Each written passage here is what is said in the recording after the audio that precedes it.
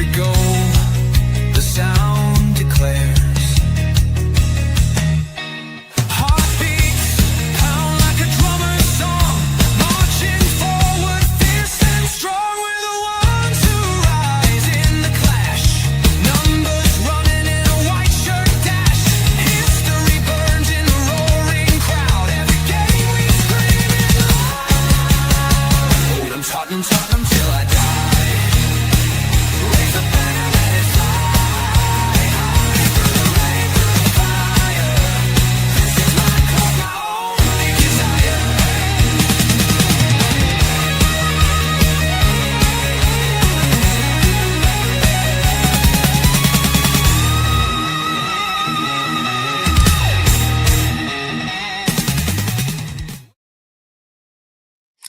Hello and welcome back to the show. No, it's not Dermo. He is on holiday, so I'm your guest host this week.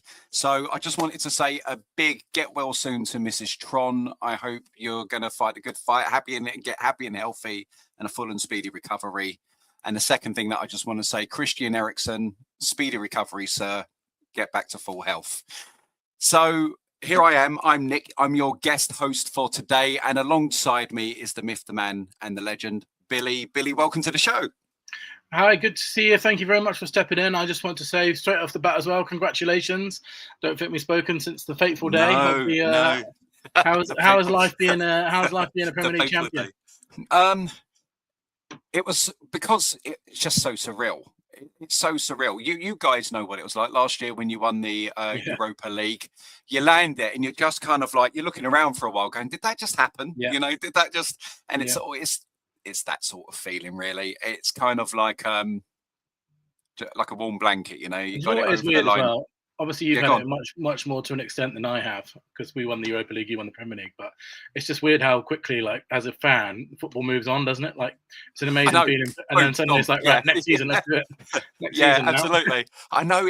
Well, this is what I was thinking about from a player perspective. I want to get the next one. Yeah, I want this and I want that, and I want. When do they ever get a chance to enjoy it? You know, and it's just like, particularly this year, because it's a World Cup year, so everybody wants that celebration, don't you? Can't celebrate because you've got a final to go in the Champions League. Still can't celebrate too much after that because you've got to hook up and do the World Cup.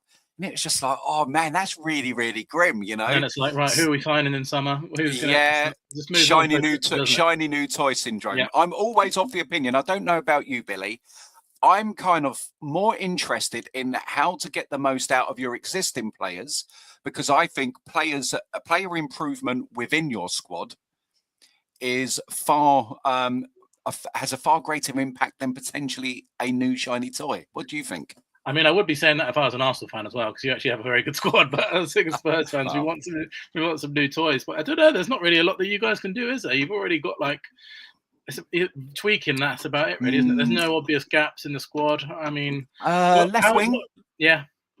I'd say our left wing needs a bit of work. You're in the point now where you the only thing that will really improve you is a world-class signing, isn't it? So you're shopping in a very small box. Do you know? So I'm a part of Football Takeover, and we was doing a show last night. And one of the things that's really important to us is that under 18, under 21 player acquisition and what you're developing and bringing through. Because the problem with your squad is, at this stage, when you're trying to like second, it gets really hard for a manager to turn around and say, I'm going to put that young kid in. And would Mikel Arteta now bring in Emile Smith-Rowe and Bukayo Saka the way he did when we was 8th and 8th? I don't think he would. So it gets really hard to bring that sort of player through. And so that acquisition of who takes over this current team is almost more important than the constant evolution of the first team squad as we know it. So I was just going to say, big up to Giant. He was here nice and early. Hello, sir. Thank you for coming aboard. And it was just me saying hello and then him acknowledging me. And then here we go. So has Spurs' board really changed? Will Savinho be a big spend this window, or will the big spend big on a much needed striker? So Billy, I think we might as well make the board our first topic of conversation, because that's kind of seismic breaking news in the world of Tottenham. So we're hearing that Daniel Levy is selling 24.9% of his shares to an American investment company. He's retaining just under 5% of ENIC. What do you make of this? Because it seems like ENIC and Tottenham have all been caught a little bit cold. So what's your raw take on the situation? Well, it's a very interesting situation that will definitely develop over the next few weeks, without doubt. I think there are some really strange red flags about it. One is the fact that ENIC allegedly didn't know about it, which is a bit strange. It is, Seems isn't a it? bit strange. Not necessarily means that it didn't happen or not happening or anything like that, but it's just a bit strange. I think you can definitely read between the lines there and think that there's bad blood between Levy and ENIC for sure. And the other thing I think, which is oh, my God.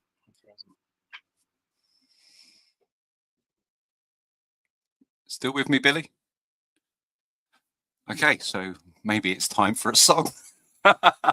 So I think what Billy was saying there about the bad blood, that was initially my response. I don't know what you guys are thinking and how you're feeling. Does this make you feel buoyant that you might get the change? You might get the change that you're feeling like you desperately need at the top of the club, or is there we go. Yeah, let's do that one until Billy's back with us. Or is it a case of this is going to be a bit of a stalemate? Because I remember a few years ago, we had a faction in our club, and there were basically a standoff between two majority shareholders, and it led to our biggest period of decline. It was kind of like they had no intention of making the club prosperous, because it would have been more expensive to buy out the other player, to buy out the other person. So that was a major worry from our perspective. I'd be very interested, please, in the comments, let us know how you're feeling. Is it making you feel excited? Is it making you feel nervous? I echo what Billy is saying there with it depends on how this is all. Is it like a revenge mission from Daniel Levy, or is this kind of like an acknowledgement that the club needs to evolve and he's just being gracious and stepping back? So, but I was just elaborating on what you were saying there, Billy, about which one do you think it is? Do you think this is kind of like a hostile move, or do you think he's trying to bring people back into the fold and step back himself? I think it's a hostile move, to be honest. I think it's the first one there. I think Hey, Tom. the situation, I mean, we're still in the dark over what happened, but there's a lot of bad blood there, as I was just saying before, because, you know, Daniel Levy, I don't know if people know this, that Daniel Levy was not even allowed to gather his things from his office when he left, and he was unceremoniously booted out, essentially. So there's something went on behind the scenes there, which we're still not really privy to.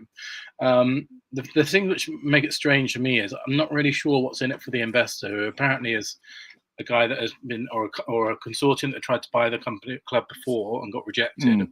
And all the noise coming out from ENIC is we're not selling, we're not even interested in selling. So for them to spend what you would imagine is somewhere in the region of £750 million for a minor stake in Tottenham, they won't have any input into any decisions. Daniel Levy is not a board member anymore. So whoever's taken over him is not going to have any input into anything. They're essentially just buying 25% of Tottenham just for... It remains to be seen why that is happening. What you might be able to read between the lines there is maybe their intention is to buy it fully next, but at the moment, you know, ENIC said they're not selling. They have no interest in selling. So, yeah, it's a bit of strange. For me, I think this is Daniel Levy saying, well, I got lucky last year. If we'd have gone down, my shares would have halved in value. I'm going to sell it while I can. I'm going to get my almost $1 billion, which I imagine he's probably got roughly. I'm going to get out of there. So, yeah, and I think because the fact that the ENIC didn't know about it, there's definitely, I don't think this is the last we'll hear of this. There's definitely some bad blood. No, it's definitely going to rumble a little bit. Hopefully, I mean, I'd said for ages you guys weren't going to get relegated. I felt that this could be an exciting time for your club. I'm always a positive person like that, and I honestly do. I honestly believe with the right attitude upstairs, and this is why I was kind of like, oh, maybe you've turned a corner, because this whole thing that we hadn't put winning and football first, you've got De Zerbi. I honestly believe if you get this window right, that I honestly believe you should be pushing for Europe this year. And I think, what is your expectation from this window and moving forward for next season, Billy? Where are you I mean, next season it's going to be crazy, right? Because yeah, 5 of the big 6 have got new managers going into the season. Arsenal are the only one without a manager. I mean, I'm not just saying this because you're on as well. I've said it all week, actually. I think Arsenal are going to. I honestly believe Arsenal are going to walk the league next year, just because they're the only club of any kind of stability. Like, interesting. It'd be very straight. Like, you've got Carrick at Man United, you've got Maresca at Man City, you've got Alonso at Chelsea, you've got Iraola at Liverpool, you've got De Zerbi at Tottenham. All 5 of the big 6 got new managers. The rest of them are sort of being picked apart, and then Aston Villa, Newcastle are on the fringes. It's going to be, which also means for Tottenham there is a gap wide open. There's going to be one of those teams will mess up. Absolutely. I think the only one with any kind of stability to rival Arsenal is possibly Man United, because they've had Carrick for quite a while, but still a fairly newish manager. But I think Arteta will be looking at the next season thinking, I mean, we're in a really strong position here, because just Guardiola going just widens it open so much for everyone else. What is crazy for me is that in the entire league, 20 managers, there's 1 league trophy between them, Premier League trophy between them. And it's Arteta. That's nuts. As for our title chances, we've never retained a title since the 30s. It's a different world now, right? Yeah. Never done it. Unless you're going to get a SWAT style season from someone. Yeah. Can't see. I don't. Unless you never. Man City, you can never write off, can you? But you can't. And we don't know what's happening with them. We don't know what's happening with Man City. Because we played 63 games out of 65. Now, the last time I saw something like that was Liverpool, that played all 65. Yeah. Nearly that they were like a hair's width away from immortality, the quadruple. And they really suffered the season after. And that was the first time we got second. Then you had City with the treble, and they haven't won the league since then, Yeah. And it takes something out of you. So when we've gone second, and the intensity of that, and now we've got it over the line, I'll be amazed if we're top 3 next year. Really? Yeah, sincerely. Really, you look at our squad and you look at it and you say, you should be able to go again and all the rest of it. But I think, like, if we try to play for all the trophies again, not happening. It's not going to happen. I just don't know who the challenge is going to be. I don't know who the challenge is going to be. I don't know. I really don't. Because Maresca Man City could be up. You never know what's going to happen there. But there's just so much instability with Chelsea, Liverpool. I just also don't particularly back Man United to be a title winner at the moment. I think they're quite a long way off that. I think looking at the squads, it's only really Man City and Liverpool that could potentially challenge. But I just think you're in a really strong position because of Guardiola going, it's sort of leveled the playing field again for everyone, hasn't it? It has. I honestly believe, I said this year, my prediction for this year was it was going to be a very competitive league. Yeah. And I said it will take a lower points total to win it. Yeah. And I predicted it would be somewhere between 78 and 84 points. Mm-hmm. We won it on 85. But if you think about it, technically we could have won it on 79. Yeah. And so that's what I think is going to be the case next season as well. I think Chelsea having no European football. Yeah, and Alonso, that's enough for me. With their spending power and how their squad is, you look at their squad and it's just... Because I think there's that bit where football fans, they get really derisive about a player. And I look at it sometimes and there's a human being there. And the wrong system and the wrong environment can make a good player look bad. Yeah. And well, you only need to say that with Thomas Frank's Tottenham. That's what we've had all season, There we go. And I feel like Chelsea are one of the ones that are further down that can make that quick improvement. I think if the Tottenham players buy into De Zerbi, because De Zerbi likes expansive wing play, doesn't he? Yeah. He likes it. And you've got so many good players. Like, what's going to happen with Kulusevski? What's going to happen with Kudu? What's going to happen with all of these players coming back? I feel like you do need to I haven't heard anyone from a number 9 sort of. Yeah, I know we're going to talk transfers in a bit, Army. That's a big question mark for me as a number 9. Personally, I don't think Solanke or Richarlison are either good enough or fit No. enough to maintain a sort of top 6, top 4 kind of push. But that's a big question mark. Do you think Richarlison? Because I understand the reservations with Richarlison, but there are times when he can look like a world beater and an absolute div tier 6 player in the same game sometimes. Yeah. You know, he's got. But for me, with the right manager giving him that belief, particularly with attacking football, I wonder if he can be a player for you still. I'm not saying he's the player, but out of Solanke and him, he's the one. Me too. You know what you get with Solanke, but I feel like Richarlison can have that X factor. And Solanke has become very unreliable in terms of fitness as well. And the problem is, so is Richarlison as well. But he scored some big goals with us in the run-in. He scored quite a few, ended up with 12 Premier League goals, which isn't great, but it's not awful. And, you know, he definitely, I think all Tottenham fans will agree, he knows how to score, Richarlison. Just doesn't really know how to do a lot else. His all-round game can suffer sometimes. But when he's on the pitch, he's fine. It's just they both have serious fitness concerns, both of them, like a lot of our players. Do you think there'll be, because one of the breaking news for my club is that we sacked our team doctor just completely out of the blue. I saw that yesterday, wasn't it? Yeah, crazy. So if you think that we played Jurriën Timber in the Champions League final after failing to recover from a groin injury. He's at the World Cup now, isn't he, as well? And then he goes to the World Cup and the Netherlands medical team are like, it's not medically responsible to play him. I think somehow the situation is linked. Plus we've been, I mean, season before last, our season was derailed through, we lost our entire front line and so many players. And then this season, it was touch and go at certain times for us. I'm wondering, do you think there'll be changes will those sort of things be evaluated this season, or is it merely looking at the first team for you guys? I think it's going to be huge. De Zerbi's already mentioned it a lot before, and apparently there's a big review. The only problem with that is we did exactly the same last season. So Ange's last season, we had a horrific injury crisis. What I thought was going to be the worst I'd ever see, and then we got rid of the whole medical team, and then ended up having a worse one this season. So there's a big review. They're analysing the pitch and all sorts, and De Zerbi's involved in it. There's a big review into it, and we've hired a guy from Man City, which seems to be our go-to with Tottenham. We just try and hire someone from the City group to try and sort us out. It hasn't worked yet, but we'll keep trying. But there's a big review into it for sure. But it's plagued us for almost 3 seasons now. And last season, I've never seen anything like it before. But it's just such an important part of the modern game. But I mean, we lost, Maddison, Kulusevski, Kudus, Solanke, Bentancur at one stage. We had 4 ACL injuries last season, which I think is a Premier League record. That's crazy. It's just, I've never known anything like it, but something has to change.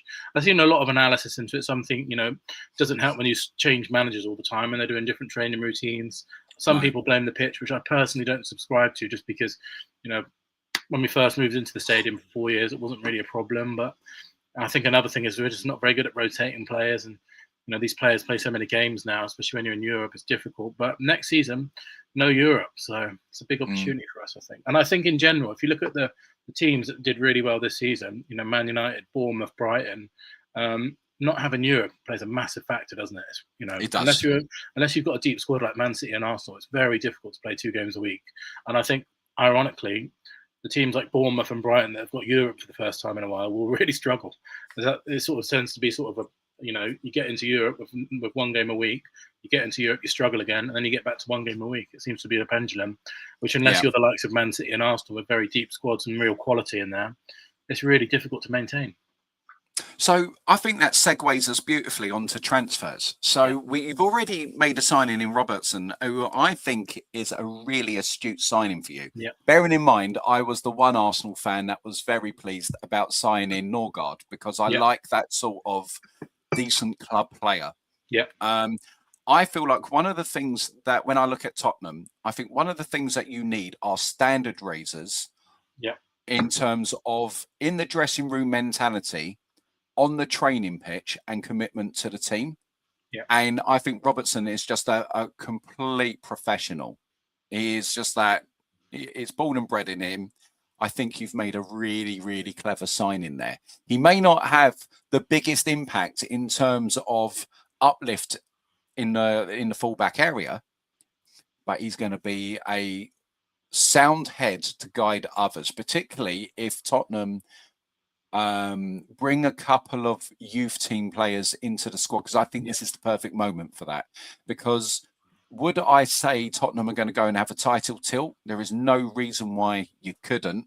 That you look at it and you say, oh, we haven't got the quality in this, that, and the other. But it just takes consistency sometimes rather than quality. And to bring a couple of players in and all the rest of it, I think this is the time that is now. And you've already brought players in like Archie Gray. I mean, is this the next season when we see the establishment and breakthrough properly of Mikey Moore and players like that? Yeah. Or, it's what do you think? Is it a time to bring more youth through, or are you more interested in just trying to get yourself up the table? I think hopefully it'll be a balance of both those things. I think, Tottenham got some very good young players, Mikey Moore, Archie Gray, Bergvall, people that were almost teenagers that we've relied on because of our injury crisis, have played way more games than anyone ever anticipated. I mean, Archie Gray's before De Zerbi came in, he almost played every game. The season before, we played every game at centre-back even. And I think, everyone can see that Tottenham's problem is not necessarily a player problem, it's a mentality problem. We have very weak mentality. And someone like Robertson, who's won it all, literally won everything there is to win in football domestically, just a massive personality as well. And you need that sometimes, certainly. And, you can see it. You see it at Arsenal as well. They've got some big personalities like Declan Rice. When it really comes down to it, I know sometimes people ridicule Declan Rice, don't they? Because they say he's performative or whatever. But I think you need that leadership in there, and he really stepped up this year, didn't he? I think. And I love him. I love leaders of teams. Yeah, you don't have to be a spectacular player. Not everybody is like 5-star skill moves and 5-star weak foot and Trevellas, and you get what I mean. Not everyone has to be the Neymars of the world or the Messis or all the rest of it. I like good, courageous players that will take responsibility on the pitch. And for me, he's been immense. We don't win the title without him this year. Yeah, I agree. And I've always loved that. Been unlucky not to get into the PFA shouts, isn't he? Certainly in the top. And if England have a good tournament, he could even be in with a shout of Ballon d'Or, couldn't he? So yeah. Well, but Robertson, I think what says a lot about it as well. You can always tell with a player, can't you, by the way that the team that they're leaving talk about them. And Liverpool fans are devastated that he's going. I think. Yeah. I think it's probably the right time for everyone. But but I know their fans are devastated to see him go. He's an absolutely massive fan favourite there, and it's a really good sign. And I think I don't think he'll be a starting left back because Udogie, but obviously what we know about Udogie is he can very rarely stay fit for a run of game. I think he had 4 injuries last season, so I'm sure Robertson's going to get a lot of minutes. There's no doubt about it. He'll get a lot of minutes, and I think he'll end up actually playing quite a lot for us. So I agree. He's got a bit in the tank as well. And I also think there's a space for Robert, that double left back sometimes, pushing Udogie a little bit further forward, depending on personnel and all the rest of it. It's just we've had to do recently. We've had to play Spence there a lot, and he's right-footed, and it just doesn't quite fit. Spence has done a good job at left back, and he actually plays there for England now. But funnily enough, going into the World Cup, but. Just like it's sometimes when you're on the left and you've got to try and cross the ball, you have to always cut inside and turn your body around. And you need a left footer there, and not many better crossers in the Premier League than Robertson, I would say. No. So 2 players to talk about now. One of them is courtesy of Bobby of the Football Takeover, which he spoke about on his channel last night, and I thought he's extremely reliable, and one that Dermo himself has let me know. So 2 players that we're hearing are basically done, just waiting for the announcement.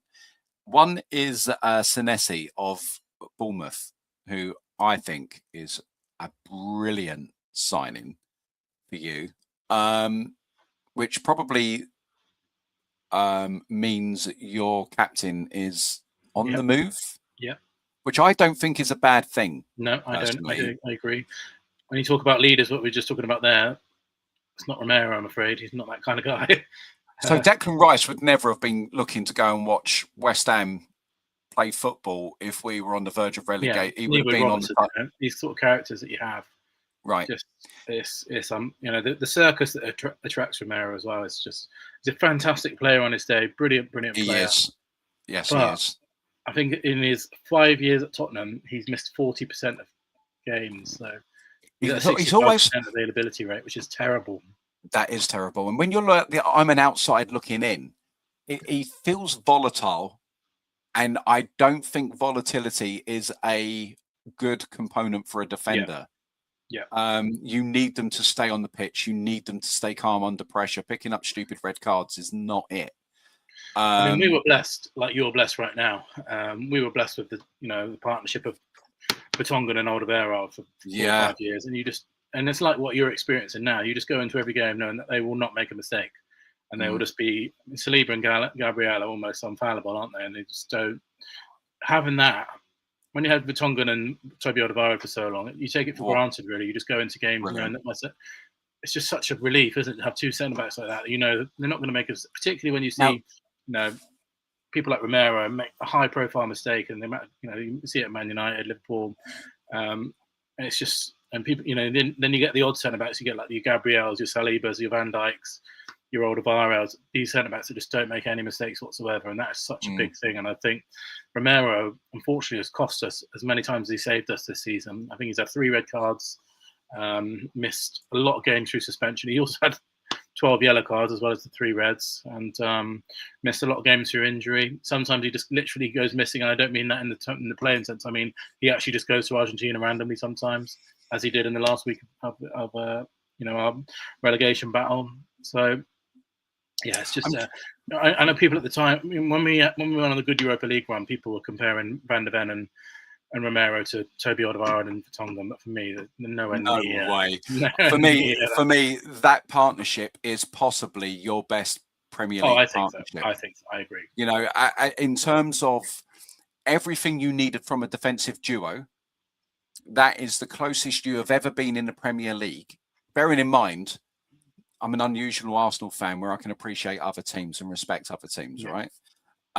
So you've had great players. Like one of my, if I'm allowed to say that, favourite Tottenham players, Ledley King. Oh, I thought you were going to say the other one.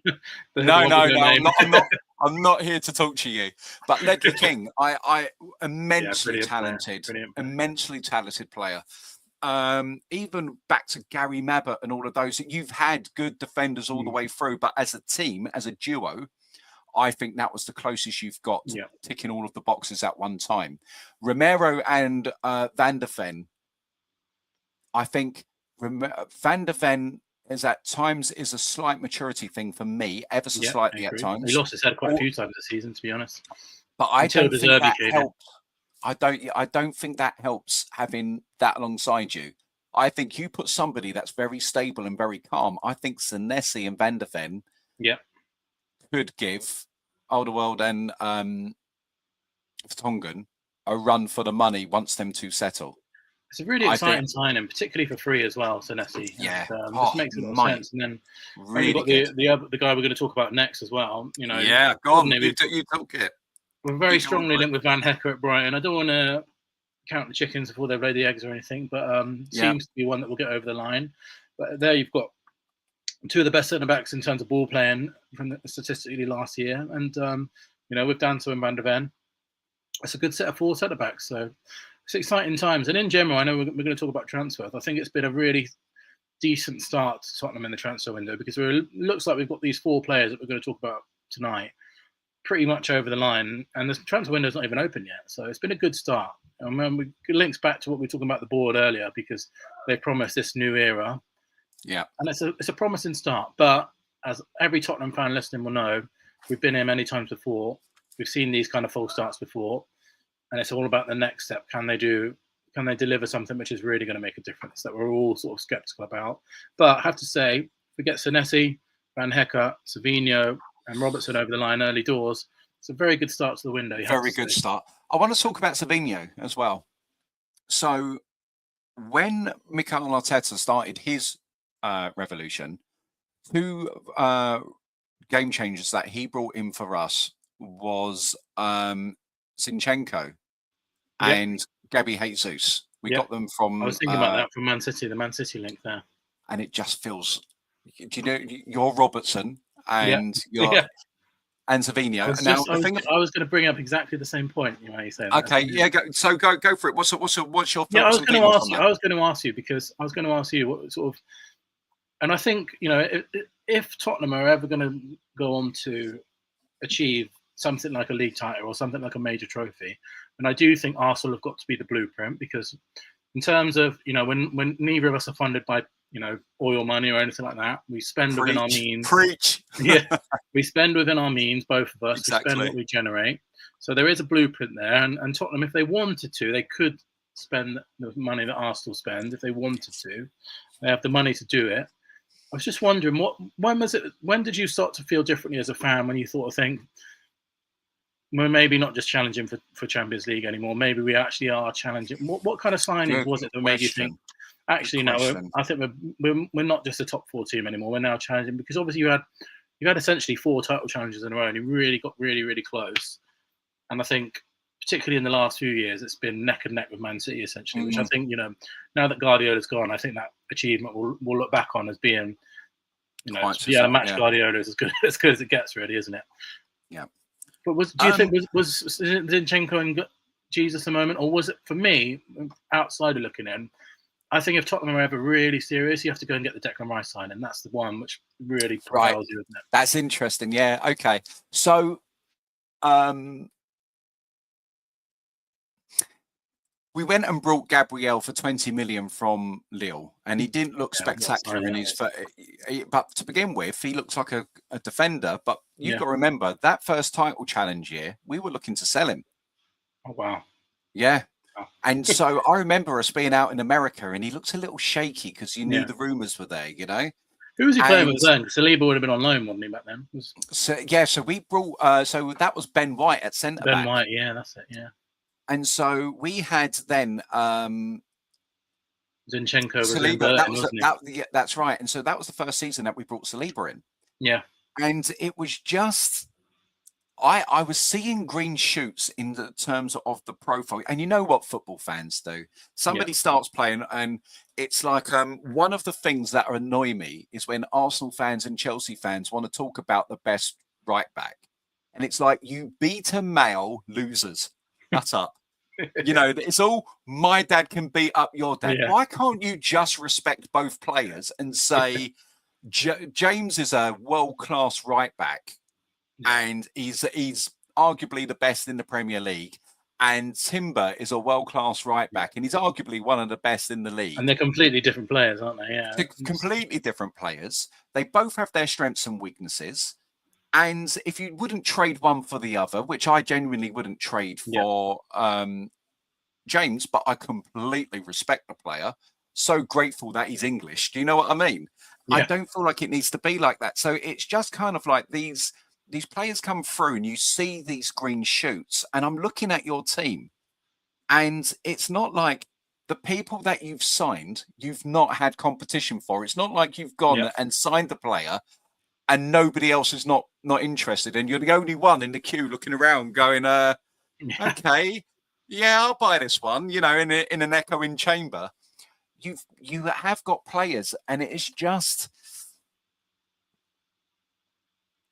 I think it was that first title run, I didn't quite believe it, because it was like we had imposter syndrome. They had never challenged before in their life. They got to the end of the season, we fell short, and you could tell that they didn't really believe it, because Liverpool dropped off so badly, and everybody was like, I remember the season before, nobody is beating City or Liverpool for years. And then the second season, it was like, oh, okay, we are kind of at this level, and we are staying above Liverpool. Okay, and it was kind of like a mixture of not just the Declan Rice signing, because Enzo at Chelsea hasn't had same sort of price bracket, but I wouldn't spend that money on him. So it's not just spending big. It's seeing that it was the attitude in the dressing room and the team that was eking out. You just got that feeling that you're onto something. And I think if they get this recruitment right for you, it has to be a little bit industrious. It has to be real backbone and steel. Do you know what I mean? It Yeah, because means we're like, almost at the phase where Arteta was when he started, and Arteta got rid of I a lot think of players, didn't he? He got I rid of a think lot of so. players. We had more divas though. I mean, Yeah, because it's not often that we go out there in our history. We brought Dennis Bergkamp, but he had failed at Inter.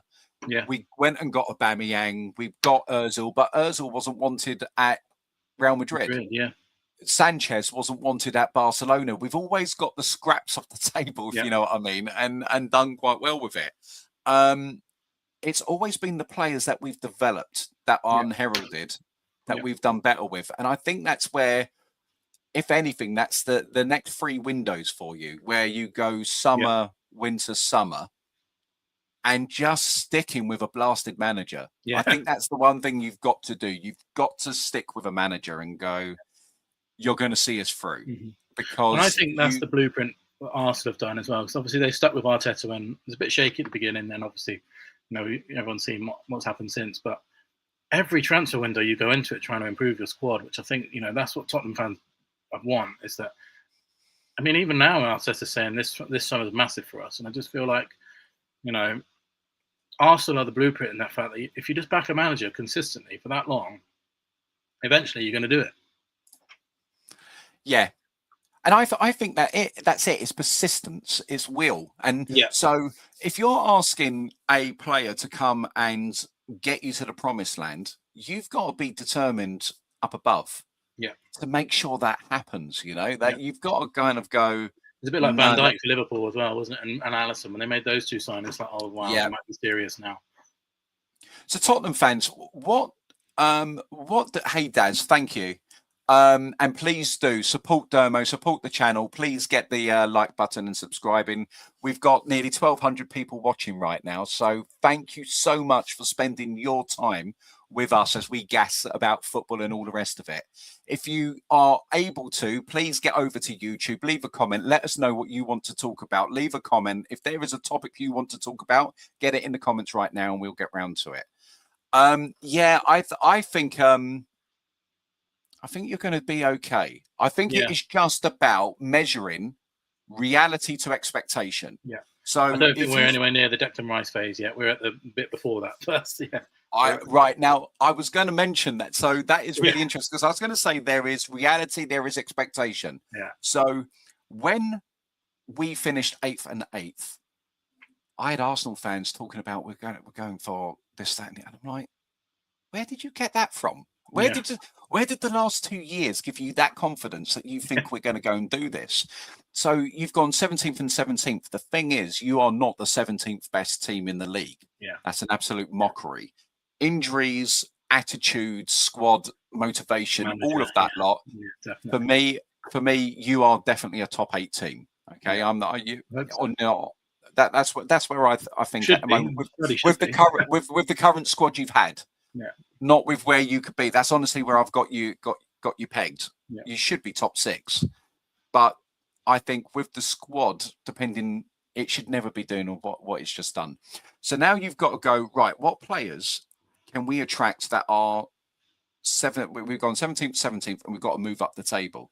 You've now got to attract those players that are going to help you compete for religiously for the Champions League spots. You've got to yeah. be aiming to consolidate somewhere between 7th and 3rd right now. Would you Yeah. agree with that? Because to Oh, turn yeah, around and absolutely. say you're going to jump X amount Yeah. of you're going to jump Liverpool or Arsenal or City or Yeah. United or right now, I don't think it's realistic. So And you've just again, got to you turn around. can kind of point to Man United last season, can't you? Because they finished 16th.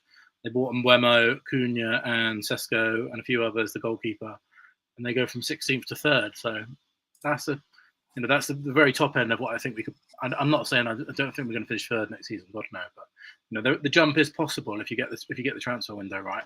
Especially as we said before at the beginning of this, 1 game a week is massive. Yeah.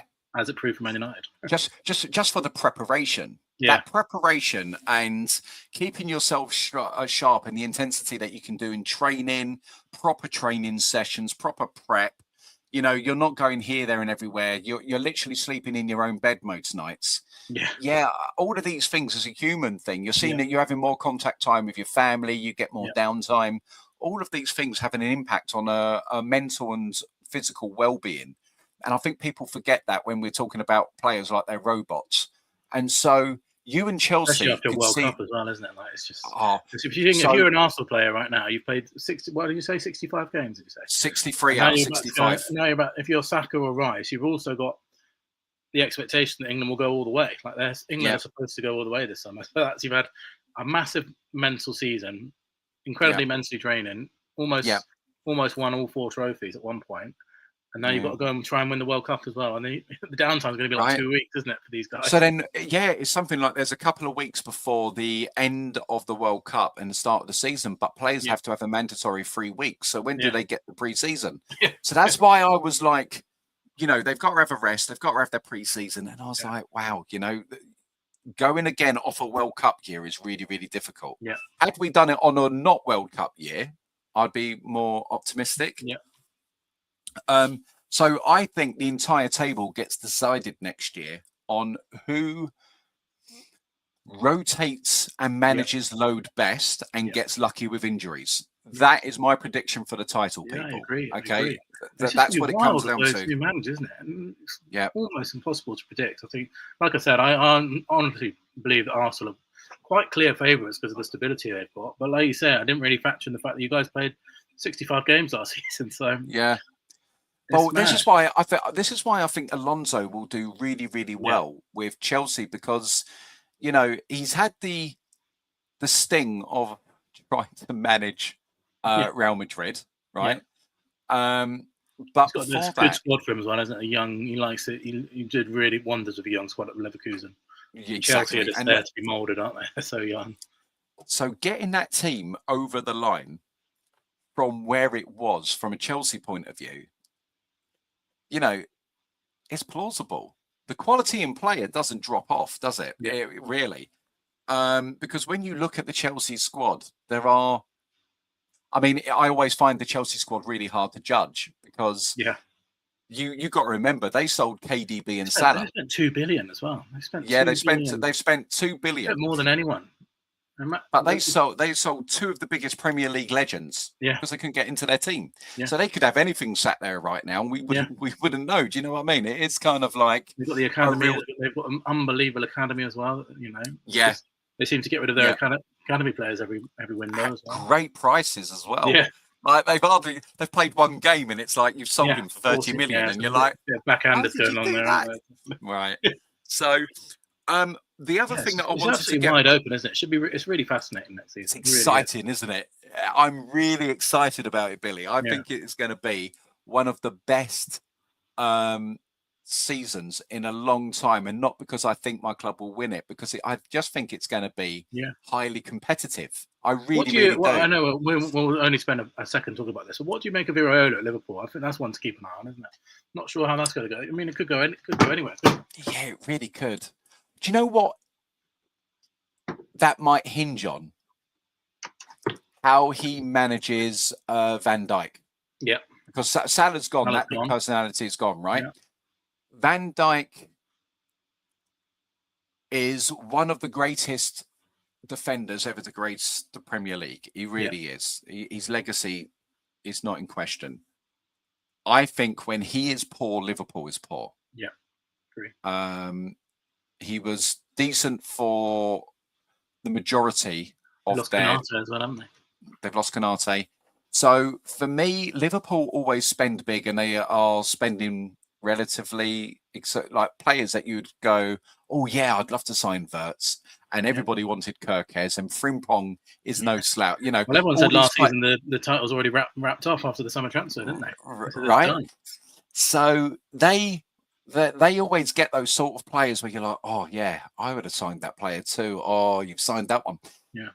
And it's just, they've got to get that right, because if Van Dijk is an undercurrent in that dressing room for a new manager at any point in the season, that could make that season quite tricky. I agree. Because I don't know, who was it that said, you know, quit football before the football, you leave football before Carragher, the football leaves you. Right. Yeah. I think there is an element of that. Who they put next to him is going to be quite key. I agree. And I think what they do with their midfield as well, they need Gravenberch. I so rate him as a player. Yeah, he's a brilliant player. And Szoboszlai as well. I think Szoboszlai. Two really good players. They will need to be on it next season. Kirkhead's, well, he's now teaming back up with the manager he was with before. That last got the best out of him. And a pretty poor season overall, didn't he? Not poor season, but not the season they would have expected for 100 million. No, but I think getting that first season out of the way sometimes, it is just what you need to do. Because again, I go back to the human element. You're uplifting your family, you're moving, this, that, and the other. I'm talking more Wirtz than Isak. Yeah. And you're moving country. Yeah. It's a lot. It is a lot to do. And if your wife isn't settling well, or your children aren't settling well, whatever it may be, and then with shows you Isak, how hard it is, doesn't it, as well? Someone like that was so highly rated, wasn't he? Yeah. And I still think he is. Yeah. Me too.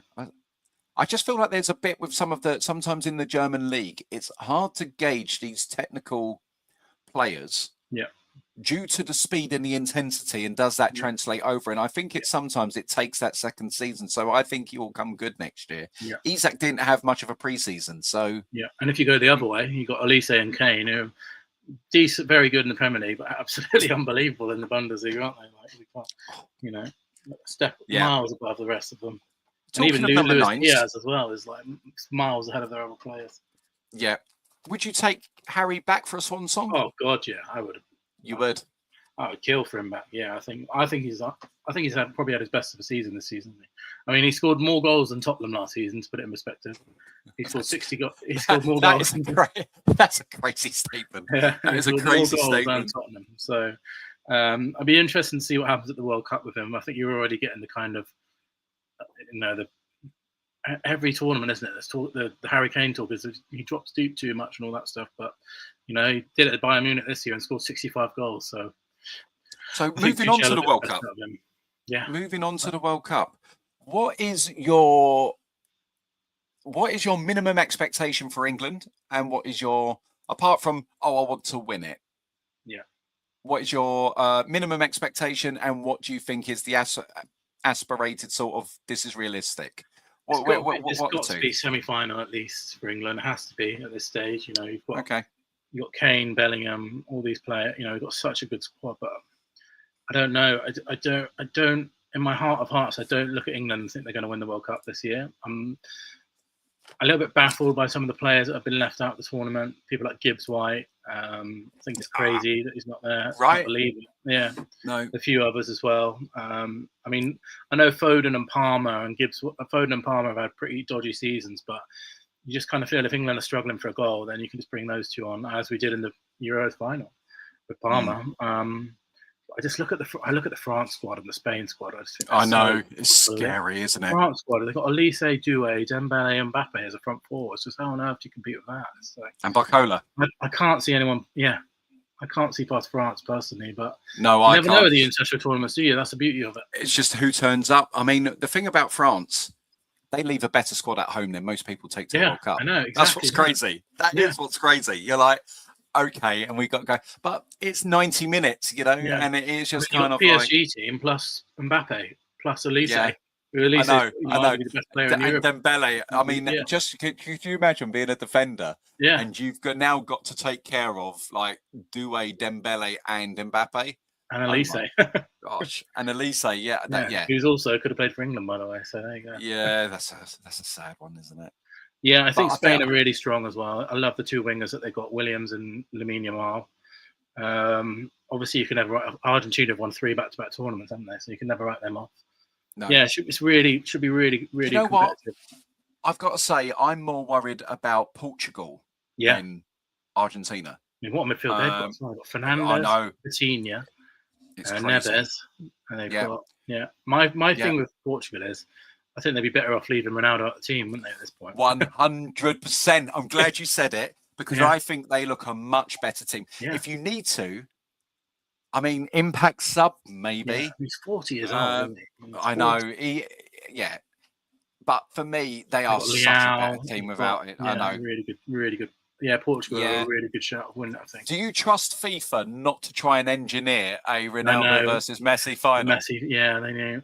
That would just be the big in America as well. That would be the biggest game in the history of football, wouldn't it? Yeah. Yeah. I was looking at some permutations, and I think they could play in the semis as well, couldn't they? Argentina, Portugal. Could they? Right. Which would be massive. I mean, just imagine that. Like the whole world would stop, wouldn't it? This is just a shame that they're both they're both pushing 40, not in their prime, but I know. And then you're looking at who's going to take over the crown. Really, I think the closest we've got to it is Mbappe. Yeah, but and Lamine Yamal, it's maybe. not quite. Yeah, you mean Yamal probably. Yeah. So for us, I echo that. What do you think for England? What about you? What's your expectations for England? I think we have to get to if we don't get to a semi-final, it's a failure for England, really, isn't it? I'm a little bit concerned about what type of football that me too. Tuchel's going to play. Massively. I honestly feel that he's trying to emulate Arteta a little bit in the way that we control set pieces, and I'm not sure that's going to work on international football because it's always on a knife edge. Yeah, and I've just had a whole season of that. I don't want another. I want to enjoy almost my every summer. Flair player is left at home, hasn't he? So yeah. So I think if the stars align and it is about this team just turning up and performing, because let's face it, a midfield of Declan Rice, Elliot Anderson, and Jude Bellingham is no slouch. Yeah, it's unbelievable. It's almost really dream is. team level, isn't it? Yeah. Harry Kane doing his thing. But the thing about having Harry Kane for me, then you need Jude Bellingham to ghost past him. Yeah, or Rashford and Saka runners. Exactly that. You need runners either side of him as well. Which is we could never quite get right with Harry Kane. We could never put runners off for some reason in England. No. So we would need to emulate, for me, more Bayern Munich to get the most out of him than Arsenal. And so I hope Tuchel understands that and that's the sort of game plan they execute. Because if we do that, then yes, semi-final is a definite possibility. Then anything after that, you're in the lap of the gods, basically. Yeah. So the only problem is for England is we don't quite have the world-class centre-backs, do we? And I think, we got some. They're okay. Gay is decent, but I like Gay. Yeah, if you look at the likes, the real top class centre backs, quite world class, are we, England, and defensively? I think it's good enough though. If Stones is fit enough, I think Stones and Rice Gay and Anderson in front of you as well. That's pretty exactly. That's a very decent. And then you got James on the right. Yeah. Who would like Spence to be our left? Playing there. Spencer, which will surprise more Tottenham fans than anything, I think. Yeah, he could do. You've got Livramento that can play both sides. Did we take Lewis Hall? I can't remember now. Which I think is a surprise. Yeah. Okay. Yeah. So we'll see. I mean, every team does have a weakness. You don't always think of it when you're looking at other teams because you only see the positives in others when you're. Yeah. So we'll see. Got any surprise shouts for the World Cup? I was wondering. That's a good question because I was looking at that and I was like, who? So apart from like the obvious, that was Portugal. I felt like out of the other one only because of their route, not because of potentially the team or anything else. Is Holland, the Netherlands? I think they've got a route there where they could go quite deep into the final. But this could be. Mexico could. Yeah. I think with the home advantage as well. Exactly. I think England could play in Mexico in the quarters, I think, and that would be right. Playing them at home in Mexico, the atmosphere would be unbelievable. It'd be like nothing we've ever seen in Europe. But the Mexican atmosphere is like, wow, that's going to be unbelievable. And as usually, I hope the home team does kind of. Yeah. And I just think that out of obviously Canada and United States, I feel like is further behind Canada. Yeah, I agree. And out of the three home nations, Mexico is definitely for me ahead. Watch that now be all wrong. That'll be all backwards. That's the thing about World Cup, though, is it? You can never, really know until it happens. But the other ones that was making me wonder was, Japan is. Yeah, they're always really tough to beat, aren't they, Japan? And the humidity factor and all of that sort of stuff. They've got really good pros. They're fit as a fiddle. they're another one where I would say Yeah. could do something. And then I'm looking at the African nations. Yeah. And then Morocco will be Because- tough to beat, won't they? Morocco, and because it's that sort of the heat, the intent. Yeah. So I'm just looking around and thinking, who could kind of adapt well enough? It could be that all of the European teams just bomb out. It's been too hard a season. It's got a usual dark horse is Croatia, but they seem to have had the same team for about 20 years now, don't they? I know. And then Modric is still going to be there as well. It's like Winter Soldier with Modric. Yeah. They literally go in and it's like, and then it's like out he comes and he's kind of like, He's another, I think Modric and Ronaldo, and maybe they're all 40, aren't they? So obviously will be their last one, I imagine. But I know. So we got here from Giant. Do USA even make the knockout stages? No, I don't know. I don't particularly. I know looked we have a good. few American listeners, but they've not looked great in the friendlies, and I know that's friendlies. So who have they got? They've got Paraguay, Australia. I mean, it's a favourable group. They've got Paraguay, Turkey, and Australia. I imagine Turkey will probably be looking at that thing and they could top that group. And just hear from Nigel. Nigel's like, come on, you Spurs, shut those Gooners up next season. Biggest moaners on the radio. My first love, Norwich City, but Spurs have always got a soft spot for over the years playing entertaining football. I seem to remember Nigel saying in the previous stream that's family related with Spurs. So if that is the case, Nigel, let us know or I'm BSing, So great support there. Guys, if you haven't already, please hit the like, share, the like and the subscribe. If you're new, why not subscribe if you're enjoying this, So we are kind of on the fence with America making the knockouts. I am... Is it the three teams go through in each group? Give me those teams again. Paraguay, Australia, Turkey. I mean, it's pretty favorable. Turkey's got to top that group, right? Yeah, and then, so for me, that would be between them and Paraguay. Yeah, I agree. And Paraguay, one of those teams that's always there or thereabouts, aren't they? Yeah. Well, maybe then. Maybe it's the third place, because I would say Australia are in quite poor shape. Is it every... Last I heard... I should know this, but is it every third, or is it like the best third places go through? It might be the best third places. Yeah. Because it's the final 30... It goes 32-16. Yeah. Loads of teams in this one.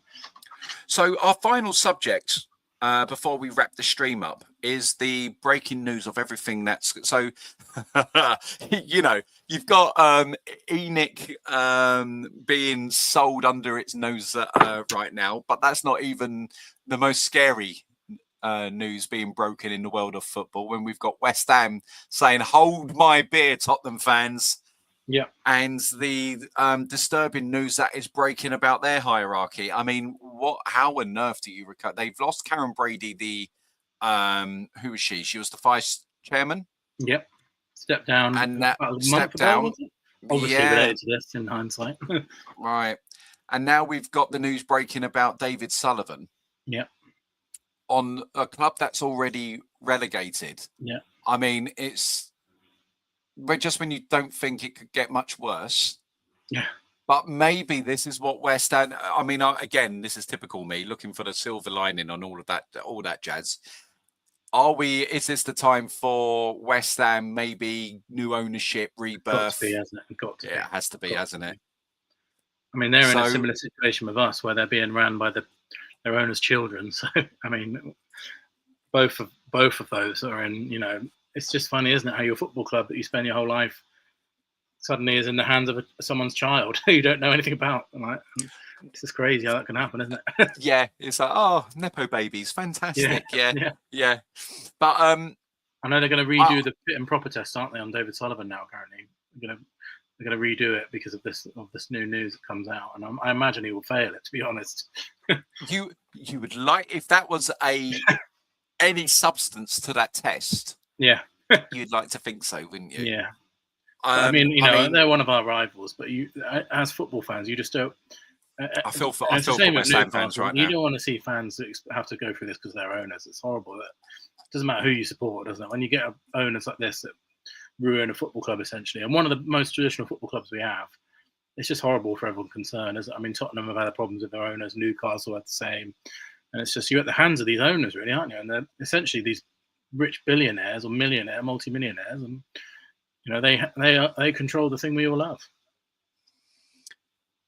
One of my biggest, I'd like to do a show on that with you at some point, Billy. I'd love to. Because I think it is definitely one of the biggest concerns about football. It's like what we started off the show talking about ENIC, and just to catch anybody up that's joined late, that Daniel Levy has sold nearly 25% of his shares to an American investment company, retaining just under 5%.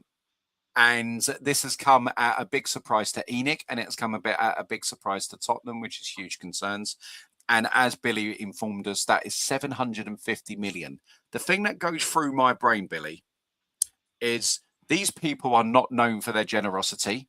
Yeah. They're not known for their altruism or, being like charitable and all of that sort of stuff. That's why they've got 750 million to burn, because there's usually a lot of misery somewhere along the line, like minimum wage and bad business practices that accumulate this wealth. How on earth do they get that 750 million back? Yeah. Where's the value? It's like what's going on at Chelsea. They've spent nearly just over 4 billion taking it over and clearing the debt. They've spent a further 2 billion. This is a leveraged takeover. If you know what that means, it's basically done on debt and owing to shareholders and that sort of stuff. So at some point, they've got to get this money back to them. That's £6 billion now into the hole. How on earth do you recover £6 billion? It's crazy. And when we do that show, I'll tell you the full story. But I once met Donna Cullen from Tottenham. And she said to me, there's a long story behind that. She said, you know how you make a small fortune from football is you start with a big one. And I think that's true, isn't it? You're not getting your return unless you're a sort of sports washing operation where you're not getting your money back. You're doing it for other reasons. No one's buying a football club to make money, are they? Because you're not going to make it. You're going to lose it. No. A lot of it. No. And this is it. I mean, it was like United and the Glaziers. The Glaziers take money out of it, don't they? Oh, gosh. They used the entity that was the club to buy the club without putting a penny of their own money in it. Yeah. Quite not too dissimilar to Abramovich. Abramovich didn't, after buying the club for a nominal value, really, didn't put a single penny of his own money. He just ran up debt. And it is just crazy to me. And then it's like at some point, this bubble has to burst. Yeah. And what does the landscape of football look like after it does? So I mean, I never, just like you wouldn't, I'm never going to go and say, I want Tottenham to win a trophy. You wouldn't say I want Arsenal to win a trophy. I can hand on my heart say, if you guys land the league, every fibre of my being will be like, however, I will never, ever, ever be disrespectful, because I will respect your achievement because it is done organically by a real club that is not supported by the wealth of a nation or ill-gotten gains and some sort of despotic regime. I will respect it. I respect United. That's what I was saying earlier about how I respect United's treble. Arsenal are like the blueprint for us in that regard. Yeah. And I respect United's treble, and I respect what Liverpool have done. I'm not fans of them. They've had loads of success. They don't need any more. And it is just kind of a case of, but I respect them. Like Everton, big club. It's kind of like I respect the clubs that do it organically. If Newcastle get there without cheating and doing anything that they shouldn't, because they've got 10 times the money that that City have, then I will respect it. It'll be well done. You've done it. And funny enough, we were both at the hands of, we finished second behind Chelsea. You finished second behind Man City a lot of times, and if life was a bit fairer, we'd both have a few more league titles to our name, rather than. I mean, we've spoken about it on this channel before, but the 115 charges is apparently going to come out soon. I'd be very skeptical if it ever does, but it's just a shame. This is what happens to our league, isn't it, really? Yeah, I think it's important that whatever happens there, if guilty, needs to be dealt with, because if we don't deal with that sufficiently, and we set a precedent that you can get away with this, what does Newcastle do? And they will change the landscape of football. So It's it like does Chelsea, need to. isn't it? Chelsea just Yeah. got away with a fine, didn't they? And like, it's they've essentially cheated by selling their women's team to themselves and all this hotels and all of that sort of stuff. Then But they I get mean, fined and say, well, okay, well, I'll do it again then, because that's all I got was a big fine. yeah, I'll take the fine because we've got lots and then you of get money. the championship teams that are deducted like 12 points every year. It's like, make it make sense. Yeah, I know. So I don't think we're going to hear that till after the World Cup. I think the World Cup has to dominate the sports pages. They won't want anything taken away from it. I think there is a couple of weeks window between after the World Cup and the start of the season. And if we don't hear something by then, we never will. Yeah. We never will. Because I think that is then you need to set that up going into the new season. Yeah. So if we ever do, I think that's when it will be. But if I was just going to say, was there anything else that you were like, oh, I was going to bring that up this evening? Or do you feel like we've scratched all the itches that you wanted to talk about this evening? Yeah, definitely. I think it'd be interesting, obviously, next week, the transfer window opening. Just feels a bit strange with transfers because the World Cup, doesn't it? But you expecting a busy transfer window for Arsenal? I think so. For me, I definitely want that sort of three-pronged attack. I don't think Arsenal are going down this route personally, but I would quite like to see a strong left winger come in. Yeah, I've seen links which would terrify me as a Tottenham fan to Kvaratskhelia. That would be a heartbreaker for me. No, we would never get a player. I think we'd have to wrap up the league by September if that happens. I think we might Morgan Rogers. Yeah. And so when you ever look at Morgan Rogers and you look at Eze, and both are central to left, I feel like we are sort of maybe returning slightly to Wenger ball-esque in the terms of, if you remember when we had Rosicky and Cazorla, very technical, interchangeable, free-flowing players. And we had forwards rather than out-and-out wingers, isn't it? Yeah. And I think that will be the case for Saka also. I don't know if he's going to get that yard of pace back, so it would make more sense. One of the things that guy's gifted with is his ability to control the ball and turn in tight spaces, which lends him to a right-sided 10 all day long. Yeah. So if you've got the right fullbacks to go beyond, that would make us a lot more dangerous down the middle. Yeah. Because the two games that I can think that we struggled this year was City and PSG.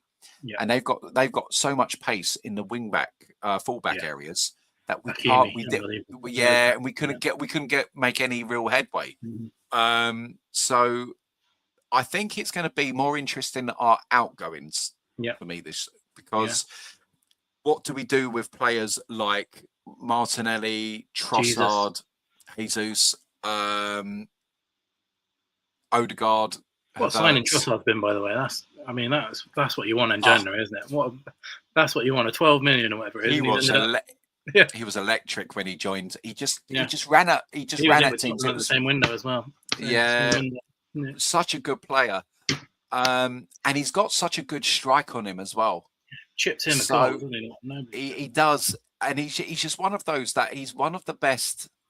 Him and Gyökeres are the two best strikers off the ball we've got at the club. Yeah. The very clean connection. Does that big make game any player sense? as well, isn't he, Trossard? He was big goals. just pops up.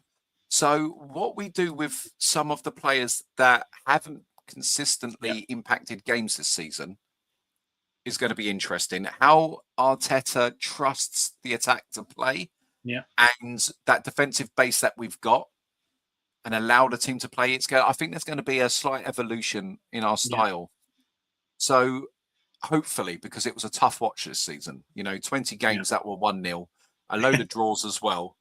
All the game, or not 1-0, but by 1 goal, sorry. Yeah. And so when you think about that, that's a lot of games on the knife edge. And if you're a human being dealing with a stress situation, could you imagine that? That's like 28, nearly 30 games where the game is continuously in the balance. Yeah. That's not to mention the ones we lost. Yeah. So I think that's too much for people to endure. So we've got to change. So it could be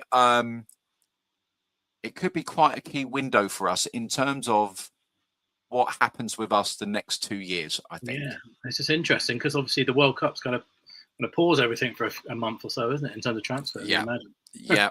And but I think also the 115 and what happens with City. Yeah. This is why we're all looking at Anderson and going, yeah, well, what you seem to have a straight run at this. Why is the signing not landed? Yeah. And this is what I would say to everybody: pay attention.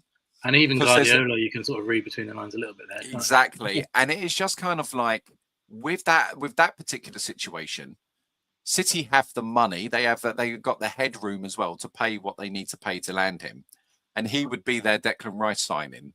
Yeah. There's not a problem with the wages or anything like that. So it's kind of like we know money's not an issue. We know budget's not an issue.